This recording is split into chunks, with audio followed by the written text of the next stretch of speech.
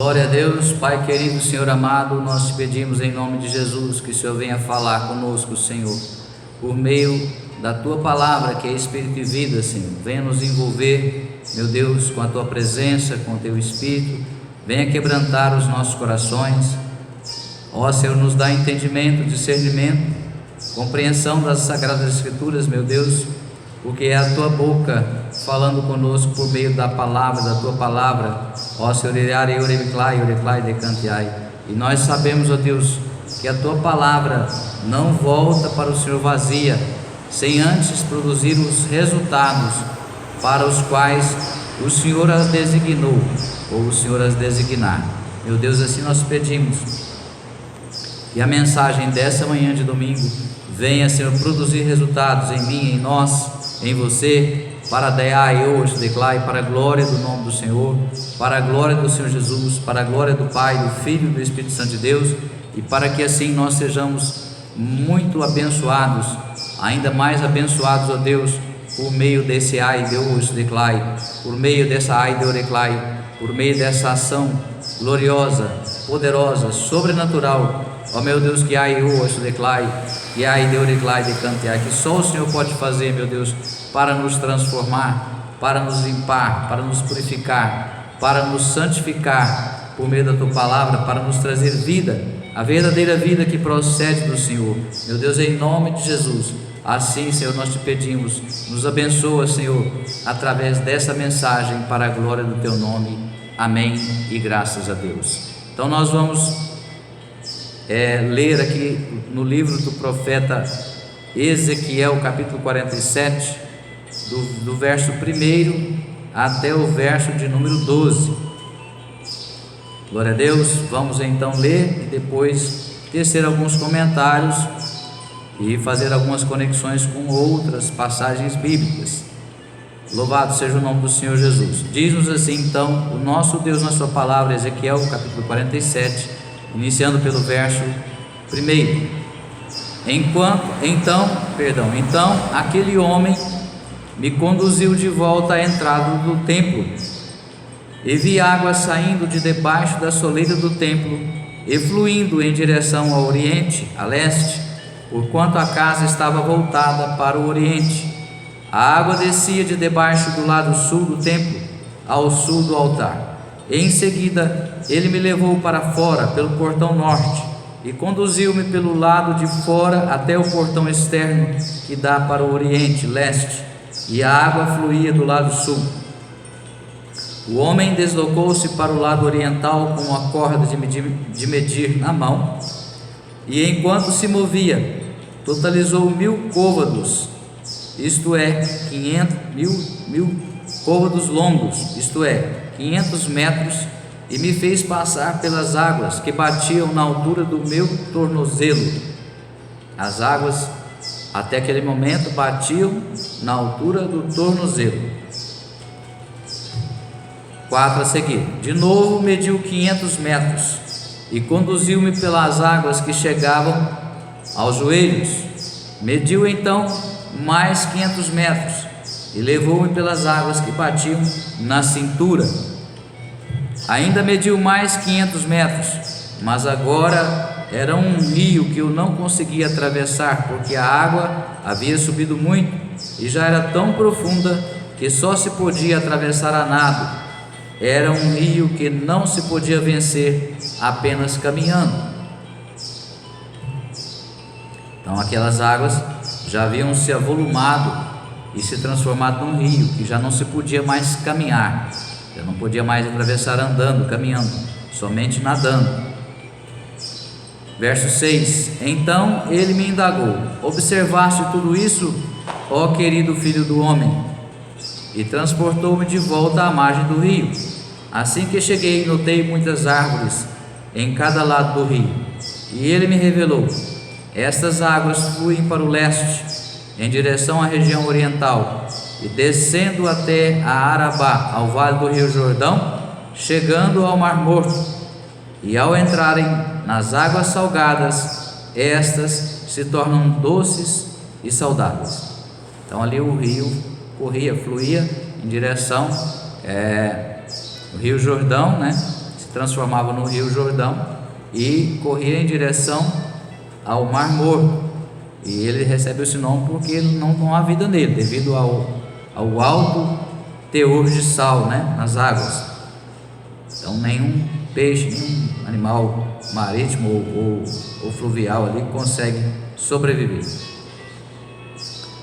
Versos 9 a seguir agora. Por onde passar o rio, haverá todo tipo de animais e de peixes, porquanto essas águas límpidas fluem para lá e saneiam as águas salgadas, de modo que onde o rio passar, tudo ganhará vida. De modo que onde o rio passar, tudo ganhará vida. 10. Os pescadores estarão junto dele. Haverá lugar para estender as redes desde En-Gedi, fonte do Bode, até En-Eglaim, fonte das bezerras. As pescarias serão fartas com peixes de várias espécies, como os pescados no mar Mediterrâneo.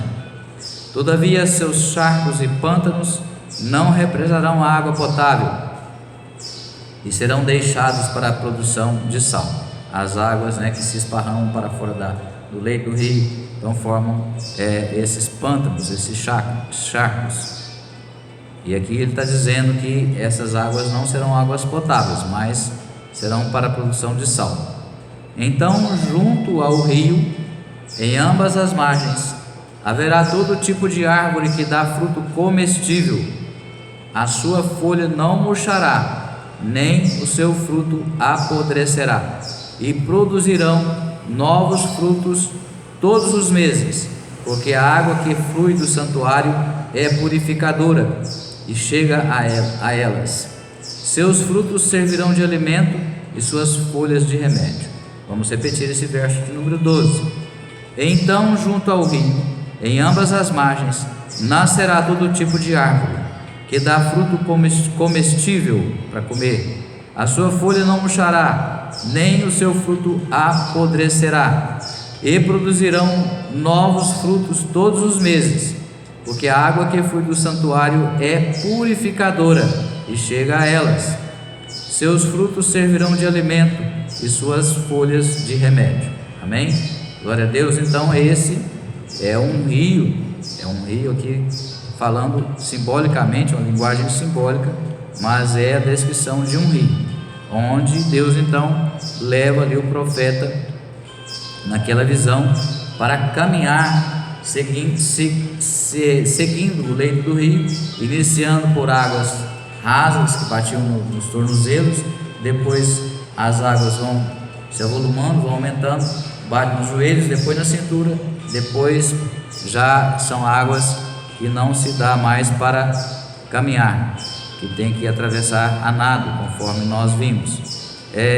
Nós sabemos também que aqui está fazendo também uma referência com o rio da vida. Em Apocalipse, no capítulo 22, vamos conferir, Apocalipse 22, o rio da água da vida. Diz assim, o livro de Revelação, o Apocalipse, capítulo 22, vamos ler aqui os versos 1 e 2.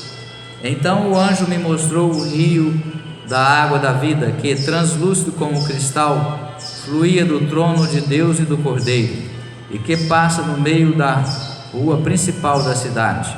De uma margem à outra do rio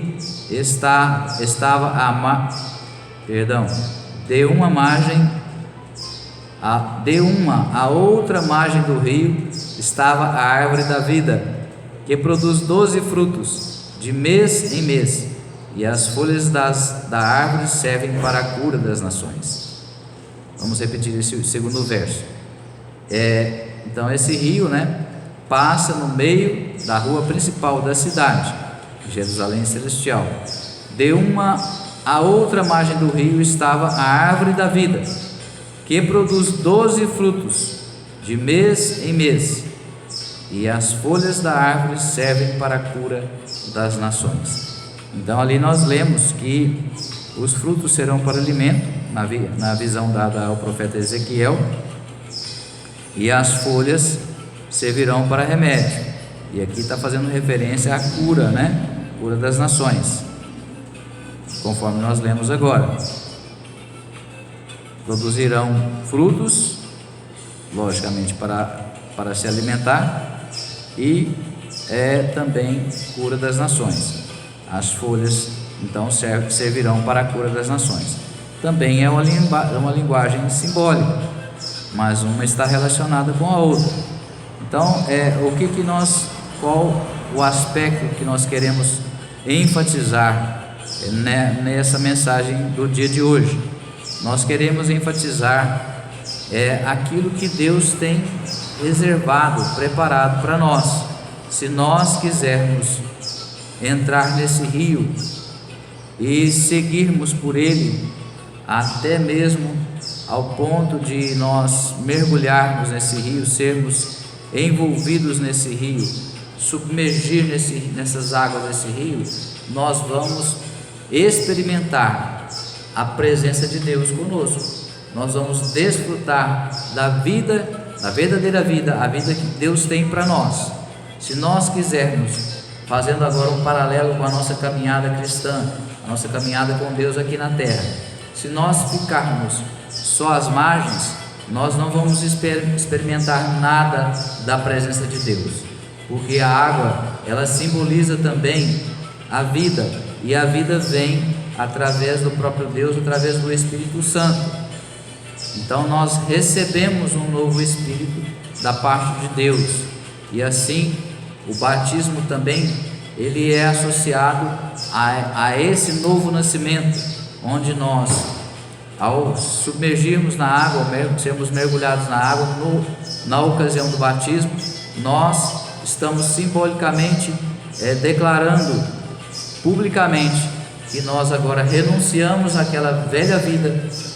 Nós estamos agora renunciando viver guiados, movidos pela natureza carnal, que é pecaminosa, e queremos agora viver guiados pelo Espírito Santo, recebendo em nós a natureza de Deus, a natureza divina.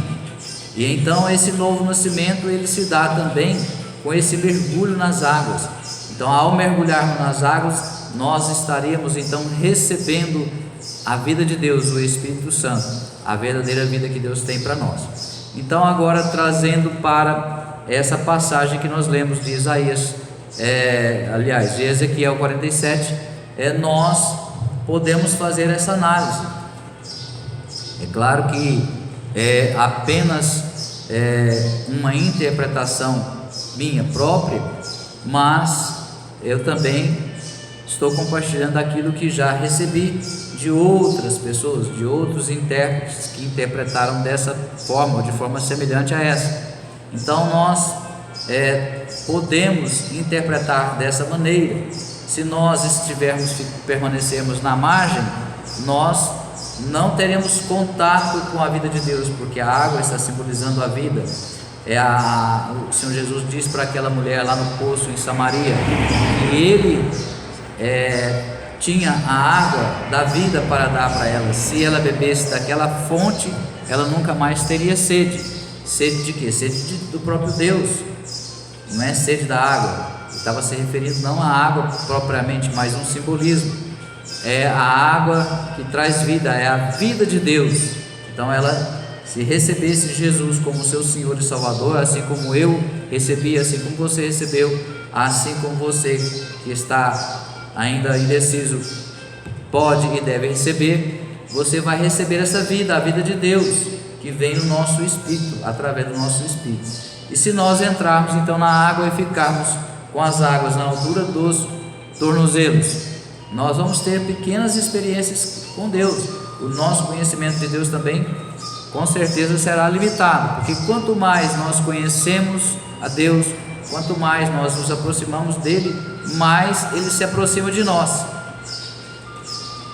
Então nós, ao mesmo tempo que conhecer a palavra traz o conhecimento de Deus, quem é Deus, os valores, os princípios de Deus, como que Deus se move, o que ele interessa para ele, o que é importante para ele, o que não é, o que ele reprova, e consequentemente tudo isso é o que nós devemos trazer para nós, porque nós fomos formados para sermos semelhantes a Deus.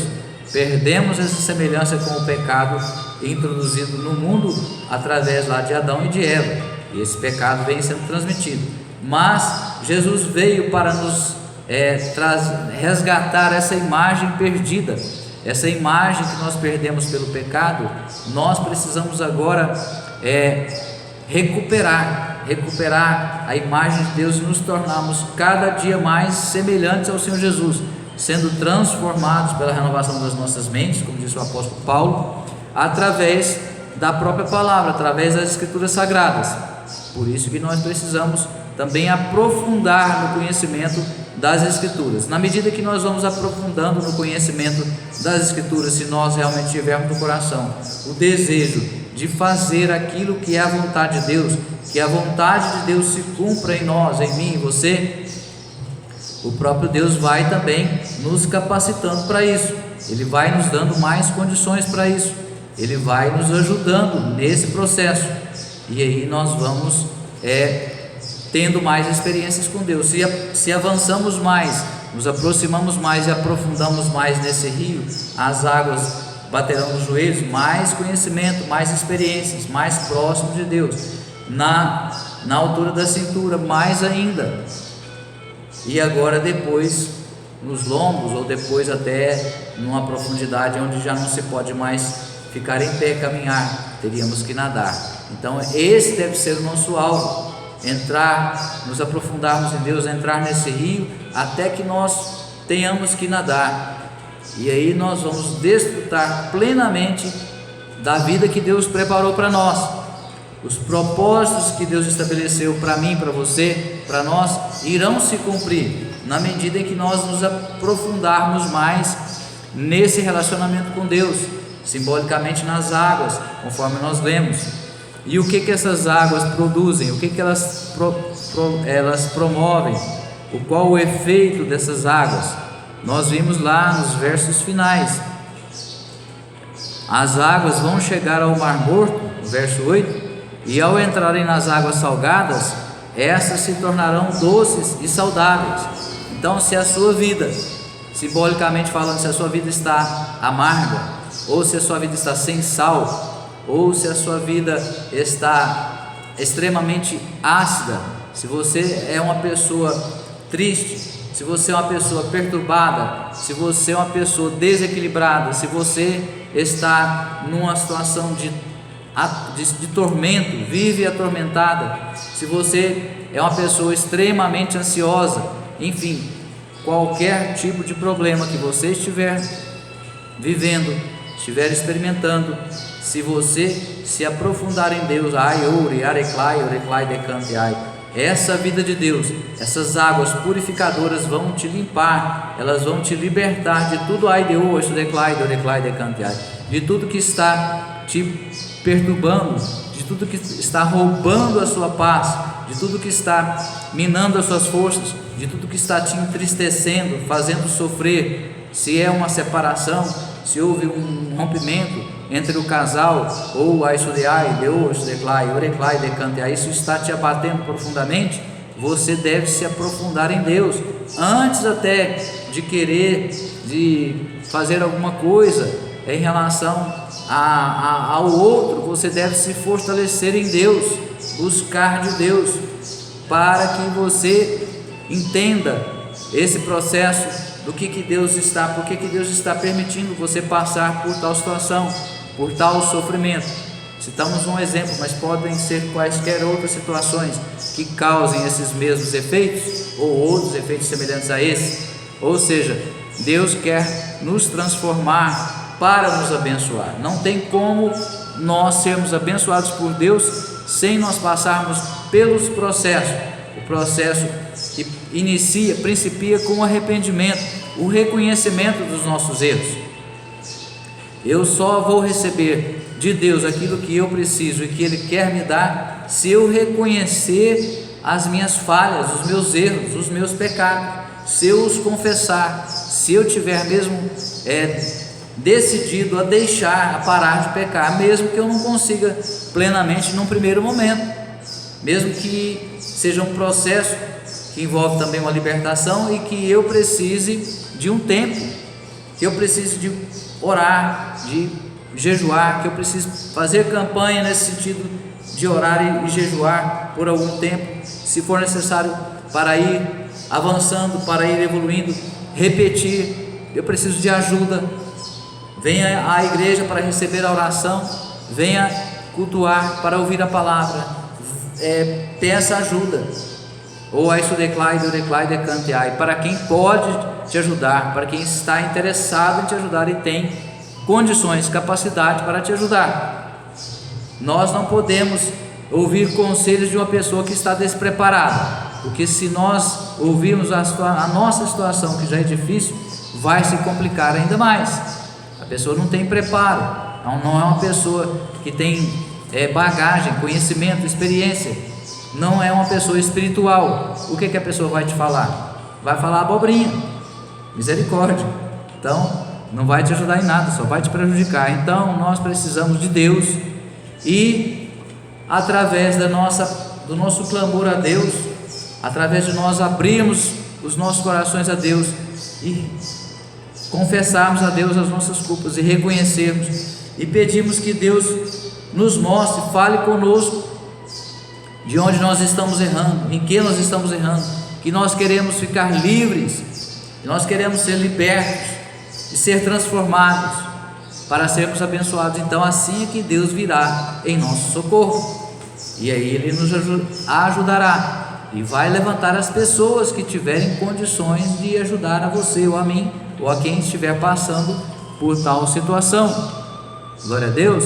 E o que aquela água fez então? Ela transformou um local que é considerado morto, um mar morto, né? O nome indica que não tem vida ali, porque o teor de sal é tão alto que nenhum peixe, nenhum animal fluvial, né? Porque ali é chamado de mar, mas não é propriamente um mar, e não sobrevive. Então esse rio, representando Deus na nossa vida, nos envolvendo, nos submergindo completamente, ou seja, nós mergulhando em Deus, nos lançando, confiando em Deus e nos aprofundando em Deus, nós seremos transformados. Aquilo que está morto vai viver. Se é uma doença, uma enfermidade, nós receberemos a cura. Se é cura da alma, como falávamos antes, nós seremos libertos, nós teremos paz, nós teremos equilíbrio. O amor de Deus fluirá para os nossos corações e nós passaremos a ver as coisas, as situações e até mesmo as pessoas, e especialmente a nós mesmos, com outros olhos, com outra visão. Veja, eu passei por uma fase difícil na minha vida.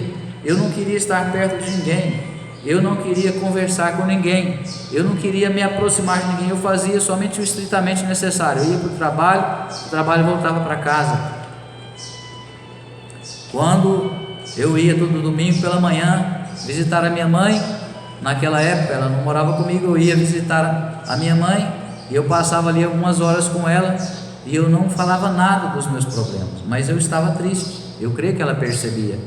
Ela ainda não era uma mulher também espiritual como ela é hoje, graças a Deus, mas de alguma forma mãe sempre tem um discernimento. Mas era uma vida terrível, era um sofrimento, e eu não via saída, até que Deus, a Deus abriu uma porta de saída para mim, e eu saí daquela situação. Deus me tirou com mão forte, porque quando você tem um chamado de Deus para servir a Ele, para ser dele, para pertencer a Ele, e você ainda não está liberto, o diabo faz de tudo para te manter escravo daquela situação. Se é um sentimento desvirtuado, por exemplo, a pessoa que não é ainda espiritual, a pessoa que ainda não está liberta, ela sente uma paixão. Paixão não é um sentimento de Deus, é um sentimento exacerbado, desvirtuado. A pessoa apaixonada também, ela normalmente é uma pessoa ciumenta, ela tem ciúmes exagerados, ela fica imaginando coisas que muitas vezes nem estão acontecendo. então é um ciúme doentio. Então tem tanta coisa que aí o diabo se aproveita daquela situação, daquela fraqueza da pessoa, daquela fraqueza espiritual, emocional, e ele vem alimentar aquilo que está escravizando a pessoa. Se a pessoa é viciada, o diabo vai induzi-la a permanecer no vício. Se ela bebe, é viciada em bebida, vai induzir ela a beber mais ainda, e vai, um abismo chama outro abismo, vai levando a pessoa para cada vez mais longe de Deus, se envolver com as coisas que vão destruindo a pessoa, destruindo a sua fé, minando a sua fé, minando a sua esperança, tirando todo o amor do coração da pessoa, endurecendo o coração. Aí a pessoa vê maldade em todo mundo. Não, eu não quero, não vou conviver com fulano, porque fulano aí só vê os defeitos, fulano é assim, assado, ele tem o cabelo branco, eu não gosto de cabelo branco, ele tem os olhos verdes, eu não gosto porque os meus não são. E aí vem tudo quanto é tipo de sentimento ruim, de coisas ruins, que vão minando o coração do homem, no sentido genérico, homem e mulher. Mas quando nós recebemos essa vida de Deus, tudo vai sendo transformado. Aquilo que era doente vai sendo curado na alma, no corpo, conforme nós falamos. A nossa mente vai sendo transformada. Aquela confusão, aqueles enganos, a cegueira espiritual sai, a surdez espiritual também Deus vai tirando. É lógico, é um processo, e aí depende muito do nosso empenho, do nosso querer, das nossas decisões, das nossas atitudes, da nossa busca.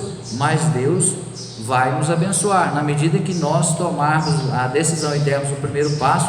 Deus estará de braços abertos, assim como aquele pai, simbolizando Deus, que recebeu de braços abertos o filho chamado pródigo. Quando ele caiu em si e voltou, reconheceu que ele estava no erro. Ele caiu em si porque estava fora de si. Então ele reconheceu, não, o que eu estava vivendo, a maneira como eu estava vivendo, eu estava fora de mim, eu estava agindo como um louco. Quando ele foi despertado pelo próprio Deus e reconheceu, voltou, o pai veio ao encontro dele de longe, já o avistou e já veio correndo para abraçá-lo e celebrar com ele, e se alegrar com ele. Ai, oreclai, declodelai, decanteai. É assim que Deus age conosco, é assim que Deus nos espera, é assim que Ele quer nos tratar, como um filho amado. Então nós precisamos tomar a decisão. Se a minha vontade hoje é pequena e eu não estou sentindo vontade de me aproximar de Deus, se eu não estou sentindo vontade, quem sabe até de deixar de algum pecado, porque o pecado muitas vezes dá prazer no momento, depois ele entristece, ele traz as consequências. Mas na maioria das vezes o que é voltado para agradar a carne, vai agradar a carne. Se é comida em excesso, se é bebida, se é sexo desvirtuado, se é pornografia, se é o que for, naquele momento que a pessoa está praticando, ela vai sentir prazer. E o que falta para nós? Falta para suprir essa carência, essa falta do amor que nós não temos no nosso coração. Falta o autor da vida, falta o aiso declai, de decanteai, o Deus que é a expressão máxima do amor perfeito, do amor ágape. Se eu me encher de Deus, o meu coração não vai ter falta de amor, muito pelo contrário, eu vou ter amor para dar, para doar para as pessoas. Eu vou passar a conviver com as pessoas me doando, me movendo em amor. Eu vou me interessar mais pelo bem delas do que ficar pensando nos meus próprios interesses. Glória a Deus.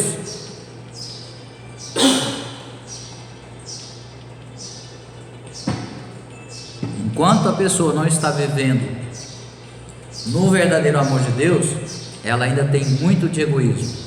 Até as orações delas mostram que elas estão vivendo de uma forma egoísta. Deus faz isso por mim, Deus me dá isso, Deus eu quero aquilo, Deus faz isso com fulano, Deus faz isso com ciclano.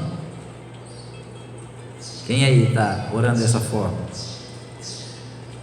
Há tempo para todas as coisas, né? Graças a Deus. Então o tempo da gente passar pela meninice espiritual, ele faz parte da nossa caminhada como cristãos. Mas nós precisamos visar, desejar e nos empenhar no crescimento, porque uma criancinha, ela não sabe se proteger. Uma criancinha, ela não entende muito bem das coisas da vida. Ela não pode tomar decisões com sabedoria, porque ela não tem entendimento, não tem conhecimento, não tem experiência, não tem capacidade, nem sequer civil, muito menos emocional ou espiritual, menos ainda. Então, se você quer ficar bebezinho espiritual, você não vai desfrutar das coisas de homem adulto, de mulher adulta. Não vai receber tudo aquilo que Deus tem para você. Aí você vai querer viver, querendo imitar as pessoas, imitando as pessoas. Quem está lá, não, porque o fulano teve um casamento abençoado, não, eu quero também. Mas você não está preparado para casar. Você não está preparado para ser um bom marido, você não está preparado para ser uma boa esposa. Então, como é que seu casamento vai ser abençoado? Se prepara como? Crescendo, amadurecendo, se fortalecendo em Deus, buscando de Deus a pessoa certa para você, compreendendo o que representa o casamento, porque o casamento é uma das situações, é uma situação da vida que talvez mais nos impulsione, nos obrigue a praticar o verdadeiro amor, porque você tem que renunciar muitas vezes às suas vontades, você tem que se doar pelo outro, você tem que fazer o possível para que o outro se sinta amado. Não é que você vai fazer nada errado, mas você, quando vai casar, você faz votos de amar a pessoa na doença, na saúde, na doença, na riqueza, na pobreza, não é? De ser fiel em todo o tempo, em qualquer situação, em qualquer circunstância. Então, se a pessoa casou, ela não faz sentido mais ela querer praticar, viver praticando coisas que ela fazia enquanto ela era solteira, por exemplo. Mas eu não vou deixar do meu futebol. Depende. Como que é esse futebol? Qual que é o ambiente desse futebol? Esse futebol é num horário em que você não pode deixar de estar com a sua esposa ou de fazer algo pela sua família. Então, não é que é proibido jogar futebol, mas você precisa entender. O futebol é na hora do culto. Você vai para o futebol e não vem para o culto. Criança não sabe entender essas coisas. Não, depois eu vou no futebol, depois eu vou na igreja. Não, eu tinha que fazer compra com a minha esposa. Não, outro dia nós vamos. Já acabou lá o arroz, o feijão, já não tem óleo. Não, agora é o dia do meu futebol. O que vai acontecer? Problema. As consequências dos erros vêm para todos que cometem erros, sem exceção. Então, se nós queremos receber mais bênçãos de Deus, é tempo de crescimento, é tempo de nós mergulharmos em Deus. Qual que é o seu nível de interesse, de envolvimento com Deus hoje? Nós estamos agora terminando este ano. Hoje é dia 29, teremos culto aqui na passagem do ano, de 31 para 1º, das 21h30 até meia-noite e meia.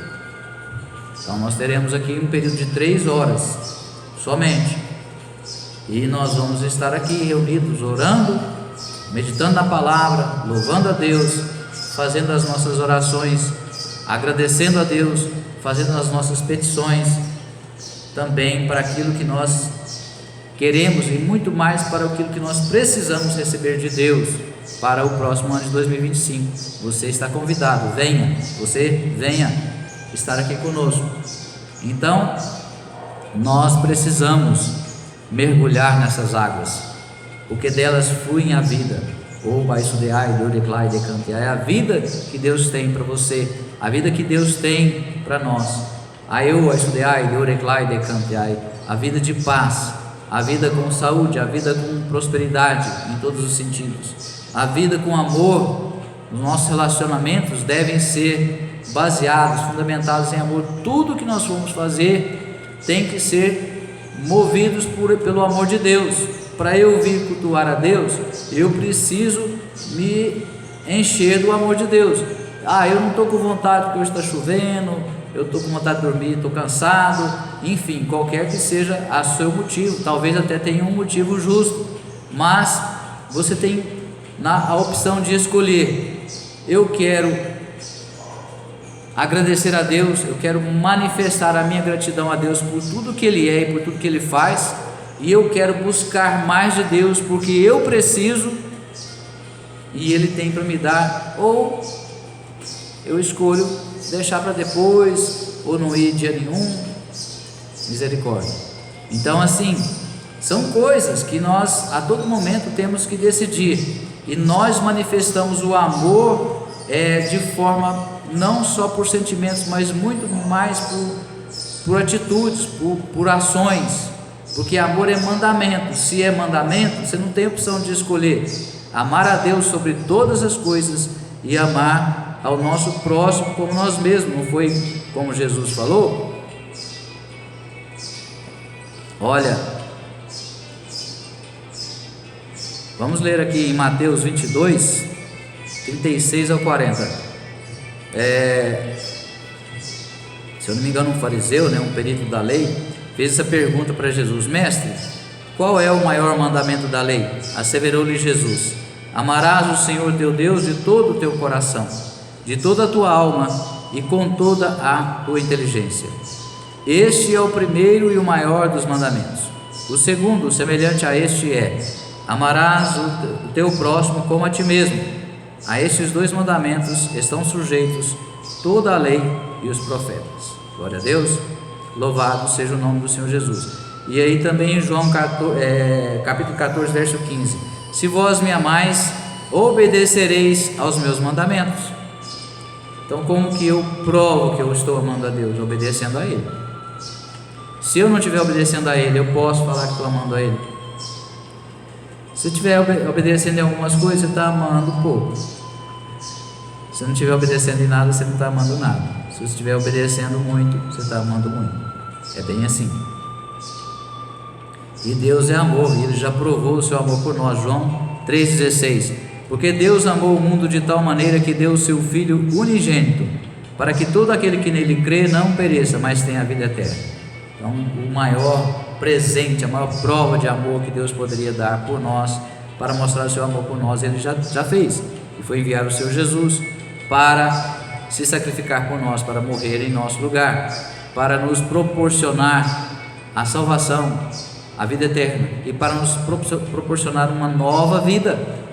Glória a Deus, louvado seja o nome do Senhor Jesus. João 13, 34 e 35: um novo mandamento vos dou, que vos ameis uns aos outros, assim como eu vos amei, que dessa mesma maneira tenhais amor uns para com os outros. Através deste testemunho todos reconhecerão que sois meus discípulos, se tiverdes amor uns pelos outros. Então, se eu digo que amo a Deus, mas não estou amando o meu próximo, mais uma vez, não é simplesmente sentimento. É importante que haja o sentimento, muitas vezes ele é necessário para conseguirmos expressar com atitudes o amor que nós estamos cultivando, que nós temos no nosso coração. Então, eu vou receber de quem? Das pessoas? Não, eu vou receber de Deus. Eu recebo de Deus esse amor, porque Ele tem a todo momento para nos dar, e Ele tem prazer em nos dar, e eu transmito depois aquilo que eu recebi, com atitudes, com ações, não só com pensamentos ou só com palavras. Palavras também são importantes, mas não só palavras, muito mais atitudes, amém? Porque o nosso testemunho vai constranger também as pessoas a quererem, a experimentarem o que nós estamos experimentando, que nós temos recebido de Deus. Então essa foi a mensagem dessa manhã de domingo para nós, e que Deus te dê graça, e que você se lance, se mergulhe nesse rio da vida, nesse rio das águas de Deus, e você possa desfrutar assim de tudo aquilo que Deus tem para você, em nome do Senhor Jesus. Que seja uma passagem de ano abençoada, em nome do Senhor Jesus, para a glória do Pai, do Filho, do Espírito Santo de Deus. Amém e graças a Deus.